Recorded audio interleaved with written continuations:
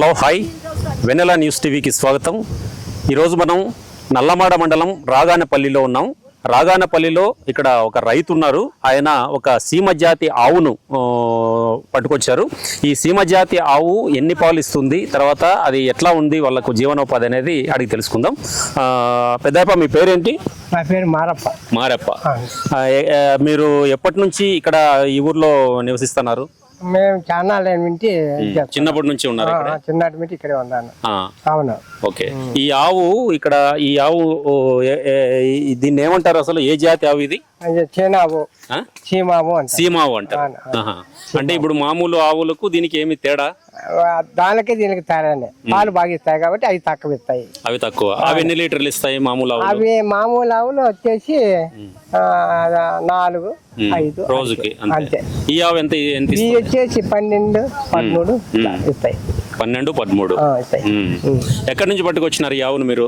ఇక్కడ ఓడి సౌతల ఆగుదోటపల్లి నుంచి. ఆగుదోటపల్లి. ఎప్పుడు పట్టుకొచ్చినారు? రాత్రి. ఇంకా నిన్ననే పట్టుకొచ్చినారు. ఇంత ముందు ఎప్పుడన్నా ఇట్లాంటి ఆవులు మీరు ఇది చేశారా, తీసుకొచ్చినారా? పట్టుకొచ్చినా మళ్ళీ అమ్మేస్తా ఉంటాం. అవునా? ఎందుకు అమ్ముతారు? ఇప్పుడు పాల కోసం కదా పట్టుకొచ్చేది. పాల కోసమే. పాలు అనకమైతాయి కదా. తగ్గిన తర్వాత తగ్గిన తర్వాత మళ్ళీ లేకపోతే దూడ కూడా పట్టుకొచ్చుకుంటా. ఈ ఆవు ధర ఎంత ఉంది పెద్దప్ప?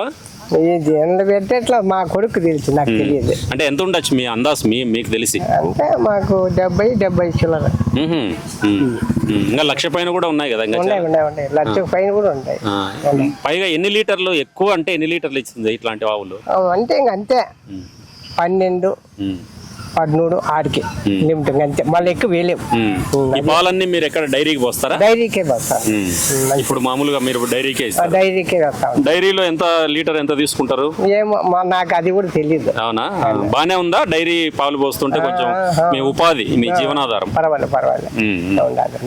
ఎన్ని ఎకరాలు ఉంది మీకు చేను? ఇది 3 ఎకరాలు ఉండాలి. 3 ఎకరాలు ఉంది. అంటే వర్షాధారమేనా? వాన వస్తేనే? బోర్లు ఏమన్నా ఉన్నాయా? బోరు ఒకటి ఉండాలి. నీళ్లు? మామిడి చెట్లు పెట్టినారు. నీళ్లు బాగానే వస్తాయా? నీళ్లు ఓ రకంగా వస్తాయి. మొత్తం మీద రైతుల పరిస్థితి ఎట్లా ఉంది అసలు ఇప్పుడు? పర్వాలేదా? ఎట్లా? పర్వాలేదు బాగానే ఉండాలి. ఏ వర్షాలు లేక చాలా ఇది అయిపోయినారు. అవునా? నీళ్లు కూడా చాలా కొద్దిగా వస్తాయి. నీళ్లు తగ్గిపోయినాయి. అవునులే. రాలా నీళ్లు కూడా.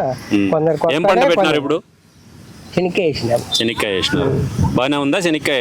ఏదో కొద్దిగా నీళ్ళు చాలా. అవునులే. నీళ్ళు కొద్దిగా వస్తున్నాయి కాబట్టి ఓ పక్క నిండిపోతా ఉంటుంది, ఓ పక్కన ఉంటుంది. శనగ పంట ఒకటేనా పెట్టేది? ఇంకా వేరే ఏంది లేదు. పంట ఒకటి పెట్టుకుంటాము అంతే. ఎంతమంది మీకు? మా కొడుకులు వచ్చేసి ముగ్గురు. అందరూ వ్యవసాయమేనా? చదువుకున్నారా?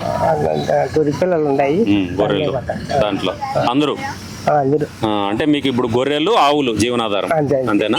గొర్రెల్లో కూడా బాగుంది కదా కొంత మంచిగానే? అదే అవి కూడా ఇప్పుడు నీళ్ళు లేక చాలా అధ్వానం ఉన్నాయి. అవునా? నీళ్లు లేవు బయట?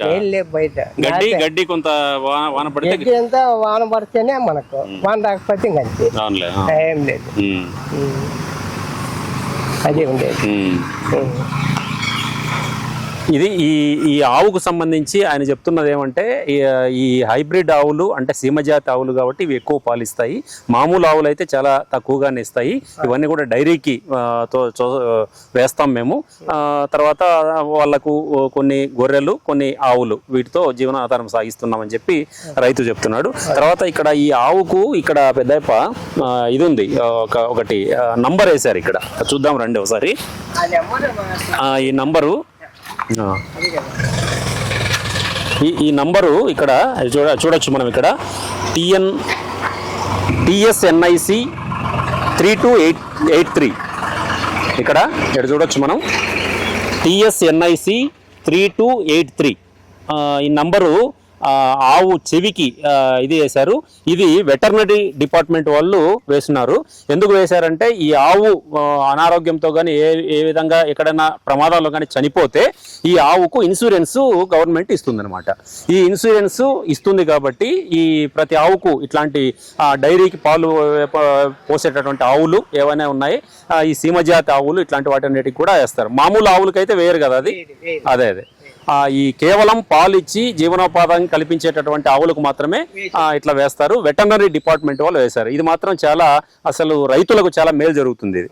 ఎందుకంటే రేపొద్దున ఆవు అనారోగ్యంతో చనిపోతే మీకు గవర్నమెంట్ నుంచి ఇన్సూరెన్స్ వస్తుంది. కెమెరామెన్ షాకీర్తో ఉద్దండం చంద్రశేఖర్, వెన్నెలా న్యూస్ టీవీ, రాగానిపల్లి, నల్లమాడ మండలం.